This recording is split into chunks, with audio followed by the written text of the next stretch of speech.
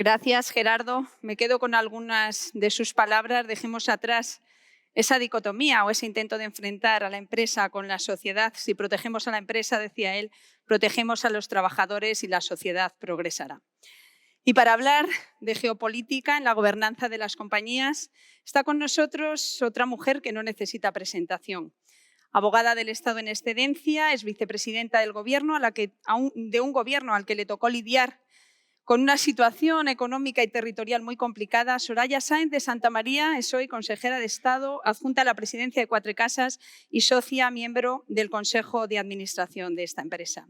Hace no mucho coincidí con ella en otro congreso similar a este y le preguntaba en un descanso qué echaba de menos de la política y del gobierno.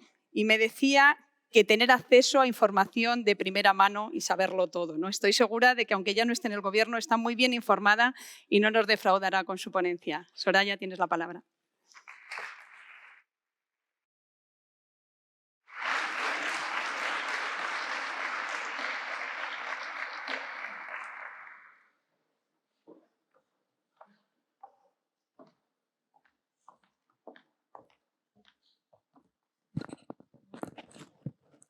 Muy buenos días a todos.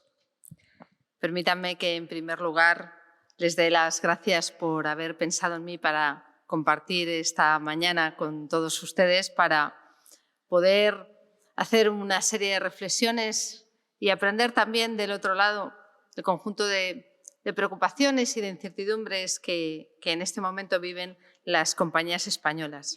Y darle las gracias personalmente a la presidenta Ana Mato por haberme invitado. La verdad es que trabajamos muchos años juntas, fueron años muy intensos, lo recordaba Yolanda hace un momento, a veces me entra hasta cansancio retroactivo de todo lo que nos tocó vivir. Y les voy a confesar una cosa, yo que soy muy pesada para esto de los papeles, no he visto ninguna persona, ni ninguno de los ministros, y que me perdonen el resto de mis compañeros, tan rigurosa y que llevara mejor preparados sus temas al Consejo de Ministros que Ana Mato. No la pillaba el presidente en nada, en ningún dato, en ninguna pregunta. Y que hoy sea presidenta de esta casa creo que es una garantía también para todos ustedes, porque el rigor, el trabajo, la profesionalidad y el saber hacer, además, y hacerlo siempre con una sonrisa y haciéndose a uno sentir cómodo, la verdad es que es un lujo. Y a su presidente de honor, Fernando Núñez, por todos sus proyectos y por su empuje y por su ilusión que transmite en todo lo que hace.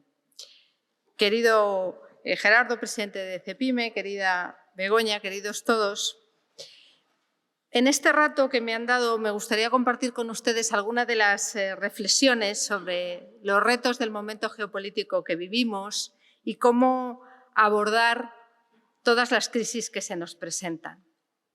Para los que, como es en Wikipedia, aunque las señoras somos más coquetas, yo no tengo problema, los que nacimos en medio de una crisis energética en los años 70, no hemos vivido, salvo un limitado periodo en los 90, momentos que no fueran de crisis. Y aunque es verdad que el contexto es de incertidumbre total, eso siempre va por barrios. Es malo para todo, pero quienes son capaces de vislumbrar oportunidades y de sortear riesgos e incertidumbres, alcanzan el éxito. Pero para empezar con cualquier reflexión es bueno iniciar con el diagnóstico. Y voy a hacer una pregunta muy directa. ¿Está viviendo la humanidad un nuevo ciclo, otro ciclo más, o una nueva era? No faltan los que dicen que estamos asistiendo a una transformación tan profunda en términos de alcance global, de dimensión social, de velocidad de cambio, que esto es otra cosa. Y es verdad que la relevancia de dos cambios fundamentales, como son la transición digital o el cambio climático, son algo que trasciende mucho lo que habíamos vivido hasta ahora. Si reflexionan ustedes sobre la transformación, sobre la revolución industrial, tan solo afectó a 1/3 de la población, lo que se llama Occidente. Hoy la transformación tecnológica afecta a toda la humanidad, incluido África. Reflexionemos también en un dato. África será en el 2040 el único continente que crecerá demográficamente. China y Latinoamérica estarán prácticamente planos y lo que conocemos como Occidente estará decreciendo su población. Esto explica también este equilibrio entre Oriente y Occidente, entre norte y sur. Por otro lado, la revolución digital, hemos hablado de alcance global, la transformación digital ha supuesto un cambio completo en hábitos, en métodos de trabajo, en productos, en manera de funcionar nuestras compañías, en cómo nos relacionamos con la administración. El COVID simplemente lo que ha hecho ha sido acelerarlo. Y todo ello a un ritmo vertiginoso. Volvamos al siglo XVIII, al siglo XIX y ver lo que tardaba en cambiar las cosas. Y hoy, después de mí, creo que van a hablar ustedes del metaverso. Pero además, en los últimos años, con la pandemia y con las crecientes tensiones geopolíticas, todo el mundo dice que estamos viviendo un momento de máxima incertidumbre. Y si no estamos ante un cambio de ciclo, estamos ante un cambio de era, hay que ser cuidadoso con las soluciones, porque las reformas y los mecanismos para sobreponernos tendrán que ser difíciles y diferentes. ¿Y cuáles son las tendencias de esta nueva etapa? Está claro, y ha salido antes de mi intervención varias veces, la referencia a que estamos viviendo una época de crecientes tensiones geopolíticas. Realmente hemos vuelto al pasado. La invasión de Ucrania simplemente ha exacerbado algunas tendencias y algunos movimientos que ya estaban ahí desde hace tiempo. Fue la gran recesión que nos tocó gestionar algunos, ya que ya ponía en evidencia que estamos asistiendo a un cierto declive del concepto de democracia liberal. O, como decía Ana, el debilitamiento de la gobernanza mundial, del multilateralismo, y además en un contexto de una batalla tecnológica entre Occidente y Oriente, entre una potencia que ya lo era, Estados Unidos, y otra emergente, China, aderezada por el afán de protagonismo de Rusia. Y es aquí donde confluyen los dos grandes riesgos actuales, el geopolítico y el tecnológico, que están provocando una crisis aún más estructural. Y es la lucha por el tecnopoder en ausencia de un modelo de gobernanza en el mundo virtual. ¿Y cuáles son las consecuencias de esta polarización? Por un lado, estamos viviendo un proceso de globalización a regionalización. Yo no seré tan dramática como Larry Fink, el CEO de BlackRock, cuando decía que la globalización que hemos vivido en las últimas 3 décadas, eso ya no existe. Algunos lo llaman deglobalización, esglobalización, llámenlo como quieran. Lo que sí que estamos viviendo es un cambio de la eficiencia a la resistencia, un cambio de la eficiencia a la autonomía, un cambio a la diversificación. ¿Por qué? Porque la demanda de materias claves, la crisis energética, la ruptura de la cadena de suministros han cambiado la mentalidad de los gobiernos y de las compañías. Todo el mundo lo que quiere es ganar seguridad, ganar autonomía, aunque se pierda una cierta eficiencia, pero sobre todo ganar en seguridad. ¿Esto qué hace? Que desde el punto de vista político, desde el punto de vista estatal, estamos volviendo a un retorno del proteccionismo económico y del intervencionismo estatal frente a las tendencias liberalizadoras que habíamos vivido en el siglo XX. Vamos a vivir gobiernos más grandes en términos de intensidad de su intervención y en términos de tamaño. Y como consecuencia, más regulación y frecuentes cambios normativos. La seguridad nacional se ha convertido en el leitmotiv de todo ello. Seguridad nacional entendida en un sentido amplio. No es la seguridad pública, no. Es la seguridad energética, es la ciberseguridad, es la seguridad económica y financiera, es la seguridad marítima, del espacio aéreo, del espacio exterior, la seguridad sanitaria, querida Ana, o la preservación del medio ambiente. Un ejemplo muy claro es cómo los Estados han identificado, por ejemplo, las inversiones extranjeras como el retorno de un poder blando en que distintos Estados pueden interferir en otros gobiernos a través de esas fórmulas. Y hoy, no solo el CFIUS americano, sino el conjunto de la Unión Europea y casi 55 Estados a todo el mundo investigan quién son los inversores que entran en los sectores estratégicos más llamativos. Junto a esa polarización, llevamos unas décadas de un aumento continuo de las tensiones políticas y sociales, derivado de una creciente desconfianza institucional que lo único que ha hecho es dar alas al populismo. Hace unas décadas, tras la caída del muro de Berlín, hay algunos que se aventuraron a pensar que esto era el fin de la historia y con ello el inevitable triunfo de la democracia liberal como forma de gobierno y la imparable expansión del modelo occidental de libertades y derechos y del Estado de Derecho en todo el orbe. Fukuyama se equivocaba y es de sabio reconocerlo, lo hizo hace varias semanas. En las primeras décadas del siglo XXI no es que la historia continúe, sino que a mi juicio la historia ha retrocedido a los datos que estábamos viviendo en el año 89. Cuando doy este dato algunas veces, conferencias como esta, generalmente cuando salgo la gente me pregunta si he hecho bien los cálculos. Solo el 29% de la población mundial vive en una democracia liberal, entendida liberal no en el sentido político-partidista del término, sino en el sentido de la democracia occidental, sistema de derechos y valores. Solo el 29% de la población. El resto se divide 2/3 por autocracias mediante elecciones y el otro tercio directamente dictaduras. Yo creo que fueron los efectos de la pasada crisis económica, de la gran recesión, los que iniciaron este proceso de daño de la confianza de los ciudadanos en las instituciones, tanto públicas como privadas. Era una crisis difícil, se pedían soluciones rápidas y no existían, y a ello elementos como la crisis migratoria o el terrorismo fueron creando un estado de insatisfacción casi generalizada. Y el populismo ha aprovechado este desánimo para conectar y enardecer en un emocionalismo exaltado, ahora y después hablaré de ello, frente al sentimiento, los hechos no importan, han enardecido a una ciudadanía que ha visto mermada sus expectativas de vida y de progreso en un entorno de crecientes brechas de desigualdad. Como va de griego, Sana, ha citado dos, yo voy a añadir otro. El populismo, otros dos. El populismo es ni más ni menos que el nombre moderno de un mal del que advertían los griegos, que es la demagogia.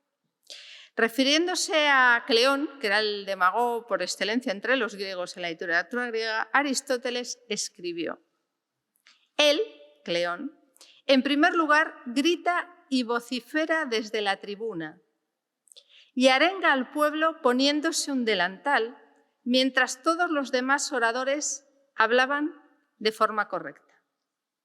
Cambien el delantal por la camiseta y verán ustedes que algunas cosas no han cambiado en 24 siglos.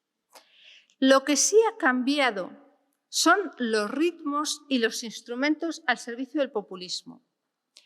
Y más allá del populismo, de quienes hacen de la manipulación la mejor arma política. Empresas y gobiernos han visto cómo la tecnología al servicio de la desestabilización ha superado su capacidad de reacción. Habitamos un mundo híbrido, en que el enfrentamiento que se busca no es o no lo es tan solo el de los ejércitos, sino el de las sociedades en su conjunto.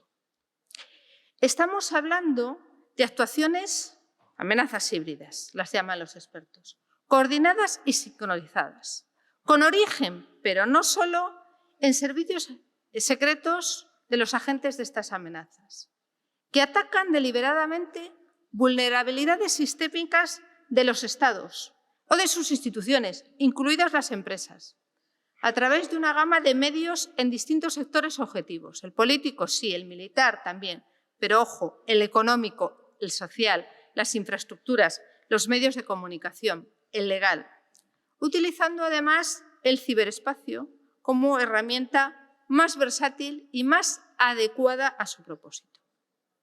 Lo que buscan es directamente socavar la confianza de los ciudadanos en sus instituciones y en el sistema democrático en su conjunto. Y después de esto, convencernos de que todo el sistema liberal está en decadencia y de lo que son eficaces son los hombres fuertes. Piensen a quién le podría corresponder este retrato robot. La estrategia, como ha dicho algún senador americano, consiste en buscar una grieta. No es que se inventen algo que no existe. Buscan una grieta e intentan convertirlo en una cima. Es verdad que las campañas de desinformación, de intoxicación y de difamación son una constante en la historia de la humanidad.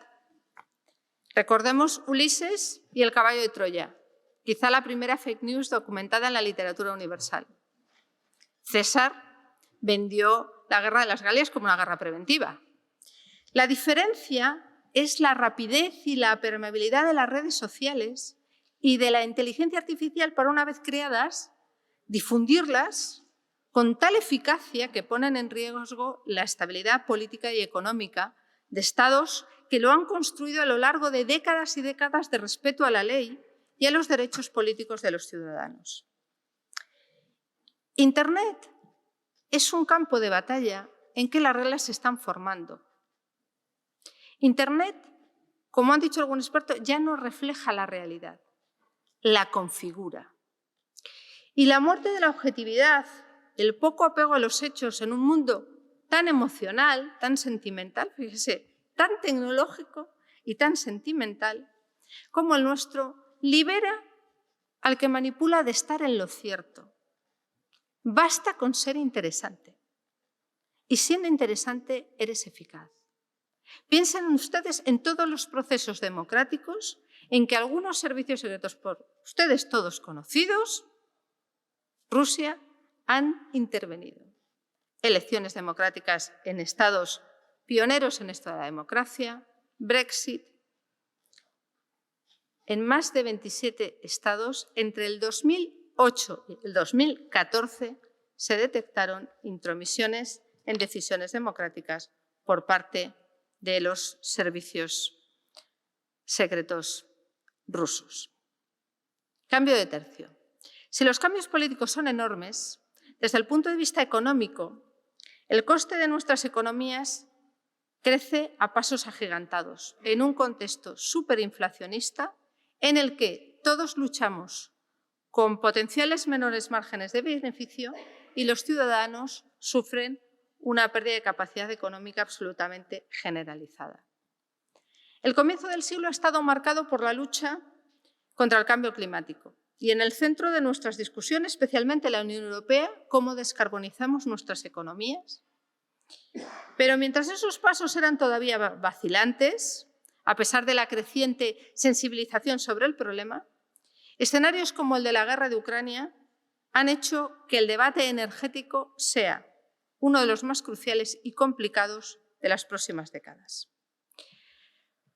La actual crisis energética ha dejado claro, al menos en el continente europeo, al menos en la Unión Europea, que la única forma sostenible de ganar seguridad energética, autonomía energética en los próximos años es una apuesta decidida por las energías renovables. Pero estamos hablando del medio plazo, porque el debate lo que también ha puesto de manifiesto es cómo abordamos el ritmo y el calendario de esta transición para no perjudicar ni detener nuestro crecimiento, si es que va a existir ese crecimiento.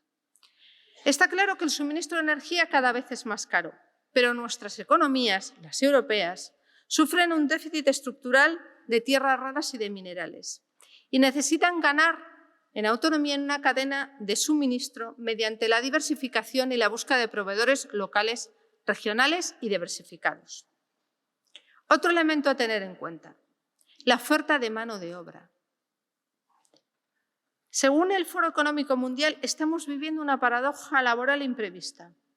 Millones de personas siguen desempleadas tras perder su trabajo, muchos de ellos durante la pandemia, pero las empresas muchas veces dicen que no encuentran suficiente gente para contratar. Es el caso sobre todo de algunas naciones más desarrolladas del mundo y, oh casualidad, en los mismos sectores que han sufrido las mayores pérdidas durante la pandemia. Nos hemos encontrado con compañías aéreas que cancelan vuelos por falta de tripulación, compañías americanas que pagan $50 a potenciales trabajadores por el simple hecho de ir a una entrevista o primas a sus clientes o a los empleados que recomienden a candidatos que sean seleccionados. Esto también va a ir por barrios. Probablemente podamos ver pérdidas masivas o al menos importantes en sectores como la hostelería, el arte, la cultura, el comercio minorista, la construcción, afectando a la gente más joven, en muchos casos a las mujeres. Y por otro lado, un crecimiento del empleo en sectores y ocupaciones de alta cualificación. Por tanto, aquí tenemos un objetivo de país. Actividades de información, de comunicación, financieras, seguros, cual va a agravar también la desigualdad. Y otro dato. De aquí a 20 años, a 30 años, con el impacto de las nuevas tecnologías, al menos un tercio de los empleos actuales necesitarán recualificación. Por tanto, el mundo laboral también es algo que tenemos que tener en su evolución en mente todas las compañías. Por tanto, hoy en día, más que preguntarse cuándo volverán los buenos tiempos, los tiempos tranquilos, es importante aprender a manejarse y a gestionar un escenario de enorme complejidad. Un escenario en el que además hechos imprevistos e imprevisibles no nos pueden pillar a contrapié. La sostenibilidad de los gobiernos y de las empresas, y se ha dicho aquí, depende especialmente de su capacidad para prevenir, anticipar y afrontar, si pasa, crisis de toda índole. Políticas económicas, sociales, sanitarias, medioambientales, tecnológicas. Pero para ello conviene centrarse en la estrategia. Y a veces las administraciones, los gobiernos y las empresas estamos tan preocupadas por el día a día que nos falta tiempo para dejar espacio para planificar, anticipar riesgos y poner a prueba nuestra capacidad de reacción si los riesgos se producen. Y hacerlo con liderazgo, con determinación, limitando el margen de la improvisación. En definitiva, las empresas deben garantizar su propia sostenibilidad gestionando, con la vista puesta, en el corto plazo, inflación, cambios en la política monetaria, ciberseguridad, riesgos regulatorios. Medio plazo, búsqueda de nuevos mercados para comprar y para vender, regionalización, costes energéticos y el largo plazo. Adaptación al cambio tecnológico y a la gestión del talento. Y aquí dos mensajes para acabar. Uno a los consejos de administración. Cada vez más los inversores les piden a sus consejos de administración, a sus consejeros, que tomen la iniciativa a la hora de identificar, supervisar y mitigar esos riesgos de la empresa para que evolucionen con el cambiante panorama de oportunidades y expectativas que tienen los grupos de interés que les rodean. Sus accionistas, sus inversores, sus trabajadores, la sociedad en general y las administraciones en particular. Para ello, hay que identificar bien cuál es el apetito al riesgo, cuáles son las oportunidades y las amenazas que podemos encajar dentro de nuestra cultura y de nuestro propósito corporativo y afrontarlos. Tomando los consejos de administración un papel, no diré protagonista que corresponde a la gestión, pero sí supervisor, en garantía de la reputación de las compañías, para generar confianza en los accionistas, en los inversores, en los reguladores y buscando la salud de las empresas a largo plazo, sostenibilidad. Estamos hablando de anticipar, de analizar, de gestionar y se produce una crisis de solventarla. Y en este papel los consultores tienen un papel esencial. La función del consultor como aquel elemento que puede acompañar al consejo o a los directivos en esta estrategia, en este tiempo para reflexionar y para pensar es esencial. Primero, porque están en el mercado, conocen los problemas de las jurisdicciones, del contexto político, económico, jurídico y saben moverse entre normativas, jurisdicciones, cambios. En segundo lugar, porque tienen tiempo y capacidad más allá de la gestión, también ayudan ordinaria del negocio, de pensar, que se ha hablado de cambio tecnológico, de otras relaciones con la administración, de pensar con las luces largas en los próximos riesgos y oportunidades que pueden producirse en semanas, en meses o en años vista. Y porque además, en el conjunto de esa estrategia, son también un elemento esencial a la hora de ayudar en ese compromiso. Ahora todo es... No he dicho ni una palabra en inglés en toda la intervención, me resisto, pero una déjenme. Lo que llaman el engagement, la necesidad de implicar a todos los grupos de interés, stakeholders, accionistas, inversores, trabajadores, nuevo talento, medios de comunicación, gobiernos, sociedad en general, en esa explicación del propósito y de la cultura. Y termino ya con un apunte. Pero además tenemos, como consultores y como compañías en una sociedad como la nuestra, una tarea fundamental en este contexto, que es la defensa de los valores y de los principios que nos han llevado hasta acá. La Unión Europea es como todo, siempre está en crisis, y yo siempre he leído que ya nos quedan días de vida y sigue ahí.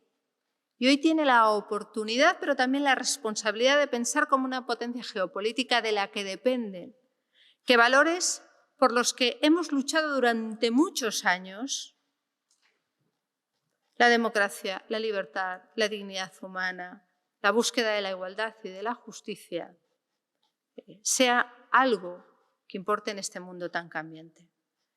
Y en esto, como en otras muchas cosas, la colaboración público-privada, la búsqueda de objetivos de país, el consenso para lograrlo, entre partidos, pero también entre empresas y sus propios gobiernos, es clave si queremos mínimamente sortear y, a ser posible, triunfar con los retos que tenemos encima de la mesa.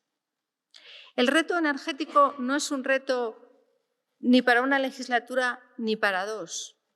Demanda un pacto entre todos para garantizar que la inversión tenga interés en hacer lo que este país puede ser en unos años.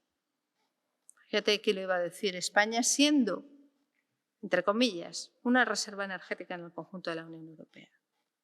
Pero también sortear todas estas oportunidades y todos estos riesgos exige mucha inversión, mucha colaboración, que no es posible hacerla si el sector público y privado no van de la mano.